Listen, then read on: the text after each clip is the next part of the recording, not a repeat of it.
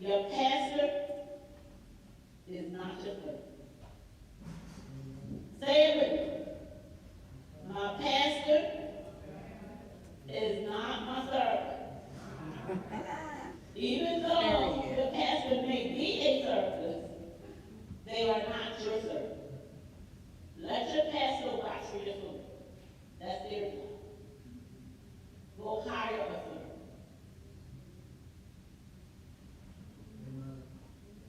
Okay? Because the servant's job is a totally different job. You want your pastor to pray for your soul. You want your pastor to heaven.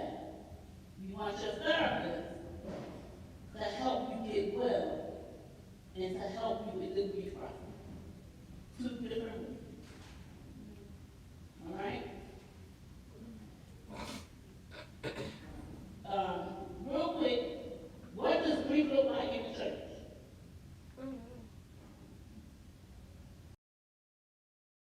In the church, though. Anybody know? What should grief look like in church? I think it's what you described. Feels internally that is not expressed always outwardly because the church is a controlled environment and result in behaviors than the normal behavior. Anybody else? Good answer. Anybody else?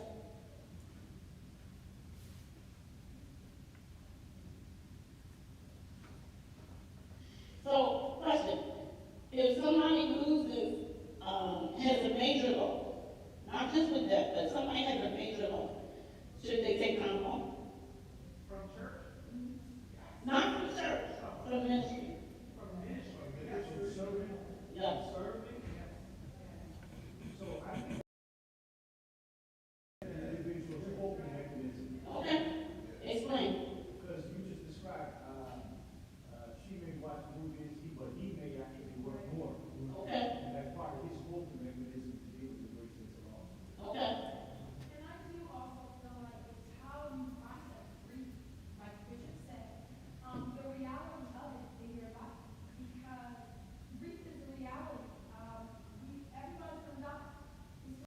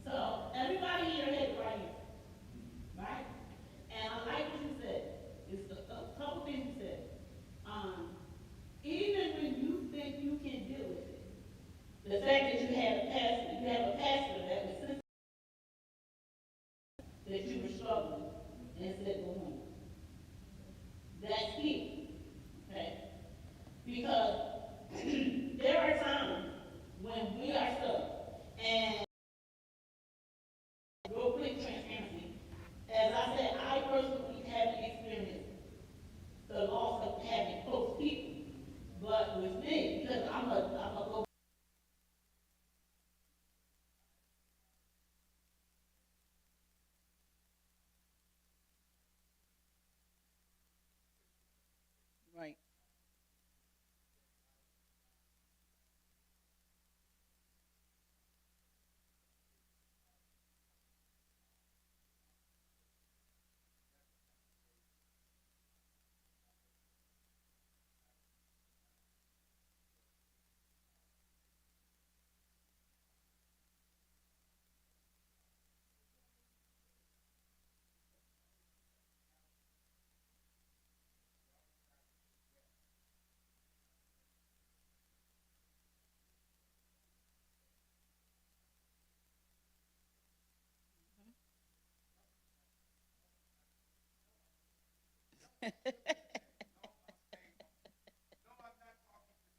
Right.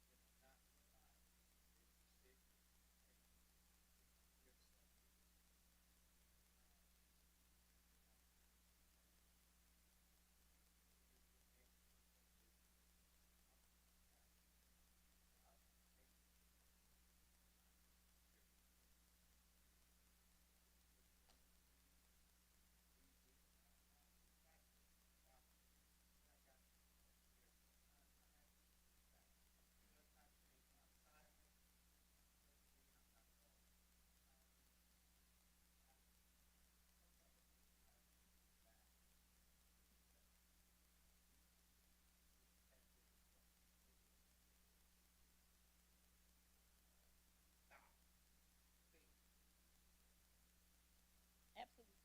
Thank you for that because you're absolutely correct. We can say no. It is not a sin to say no. And a lot of us were programmed differently, but we had to learn differently.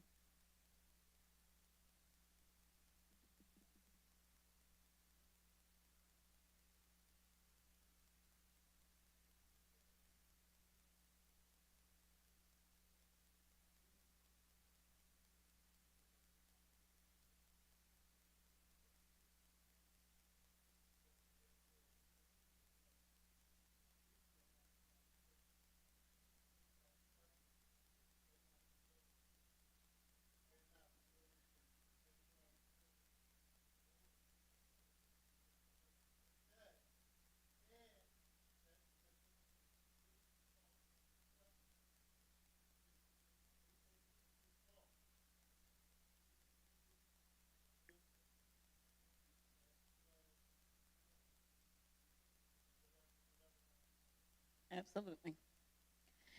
So, my last point, I think I'm just at my time. One of the biggest things with grief, and I say this, I used to, well, I tease my husband. Um, I am a person, I like to have fun, okay? And I take almost everything and I will kind of have fun with it. So, as my family and I, we openly talk about death. We openly talk about, preparation. We openly talk about life after death because these were all things that were taboo in my family growing up, right? And so, um, I often tease my husband and I say to him, because sometimes when we eat the things we're not supposed to eat, I'll say to him, okay, that policy is paid, right?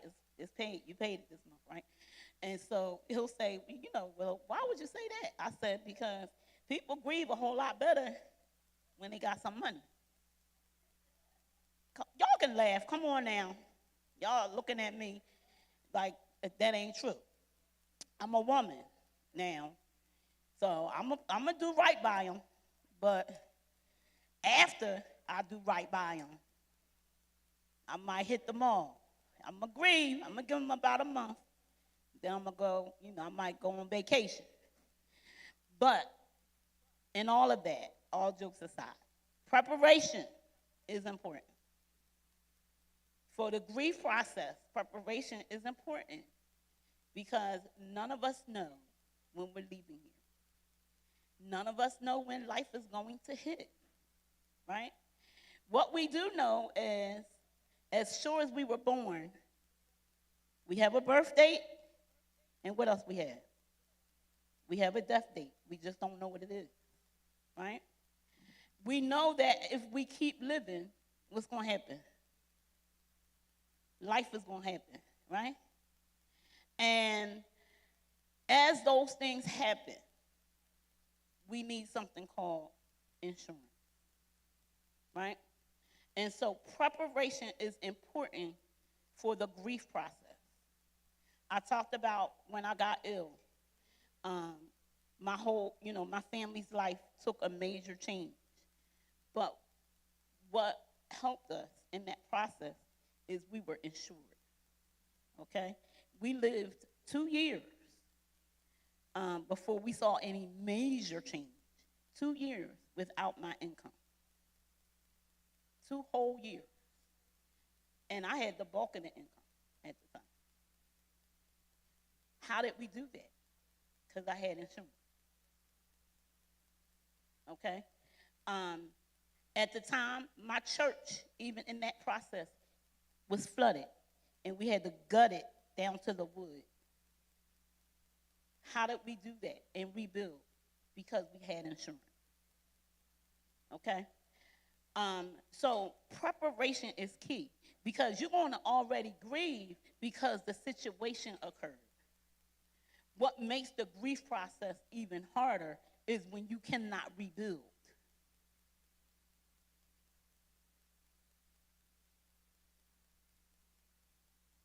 Okay?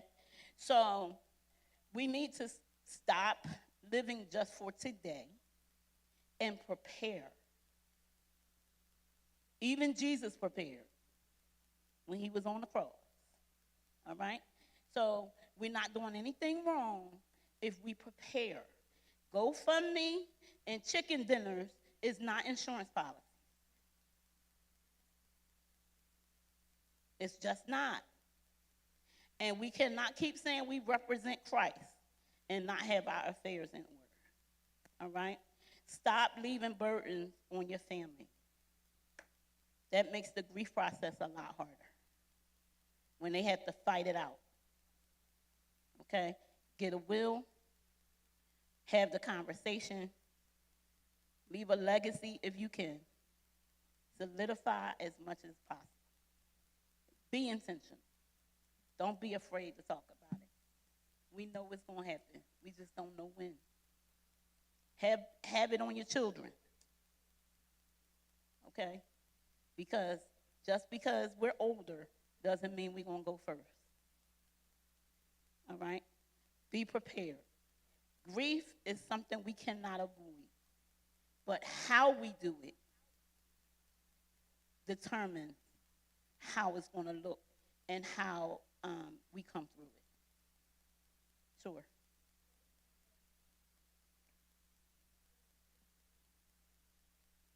We will go through, a person will go through every last one of those stages. But remember, I said we don't necessarily go through them in the order in which I listed them. Yeah. Because the anger can come first. Just like the young man in the back said, he experienced his son was murdered. Now, I don't know what his stages were, but, some people who've experienced murder, they get angry immediately because of how it happened.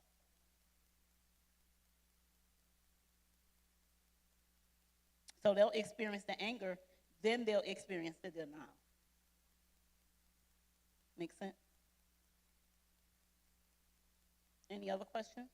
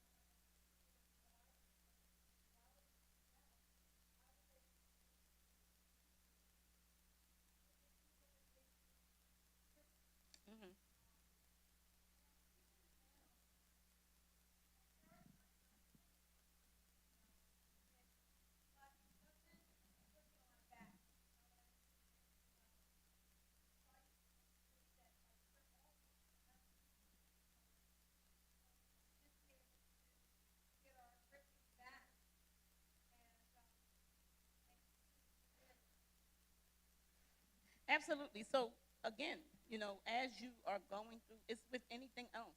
As you learn, as you grow, as you heal, it's not going to look the same as it looked on day one. But you're still going to miss that person. You're going to think about that person, and who knows? Year 10, you you might think of a song, you might think of something, and you may shed some tears, but it's not going to affect you the way it did at year one. Yeah. All right. Any other questions? All right. Thank you, guys.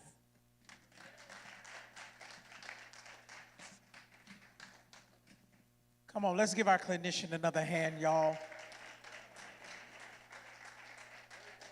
We just wanted to equip the body of Christ with some tools on how to deal with grief and loss. Because I often say the church does a great job shouting us, dancing us, and speaking in tongues over stuff that sometimes you got to press pause and deal with. If you was in the session this morning, I told you there's some things you have to confront. And sometimes loss is one of those things that you must confront. If you put it off you could put it off till tomorrow, it's still going to be there. Keep putting it off, it's still going to be there. And one day you're going to have to confront it. You're going to have to deal with the reality that that's a loss. Again, it's not just the loss of an individual, it could be loss of a job, a loss of income. How am I expected to give at the same level that I've been giving all these years, and now I have a loss of income? And sometimes, as she said, we don't understand that. Church don't always understand that. Pastor don't always understand that you can't give at that level anymore. But you need to learn how to deal with those things. All right? And so we wanted to equip you with some healthy ways to deal with those issues. Dr. Kia Everett is going to be here for a few more moments. If anyone wants any information from her, she has information with her. She has her cards with her. Like I said, she is a licensed clinician and a licensed psychologist. So if you need to, she does sessions, private sessions. So if you need to talk with her, definitely get her information. One of the things that I realized in 2015 is when I lost my mother in 2015, I didn't deal with it very well. Because, again, as a pastor, as a preacher, I thought I could go to church and preach over it. I thought I could shout over it, thought I could dance over it. But there came a period of time when I had to sit and deal with it. It is no fun, trust me. I kept going, because like you, Dr. Kia, I'm a producer, so it caused me to produce. But one day, walking in the middle of the street, it hit me like a ton of bricks that my mother was no longer here. And in the middle of the street, I broke down. I had to call my cousin to walk on the phone to walk me because I couldn't deal with it anymore. I didn't know what to do. And so sometimes, like I said, when you push things off, best believe it's going to show up again. And you need to know how to deal with it. Thank God, that she was there to help me through it. But, most people don't know how to get through it. Some people turn to alcohol and drugs and all kind of stuff. And let's face it, we're not just talking about the world people. You got people right in the church that don't know how to deal with grief and turn to alcohol, turn to prescription drugs. All right, I'm done. But it's the truth it's the truth. And so we need to learn how to deal with these things so that we can be healthy, all right? All right, it is, 1:27.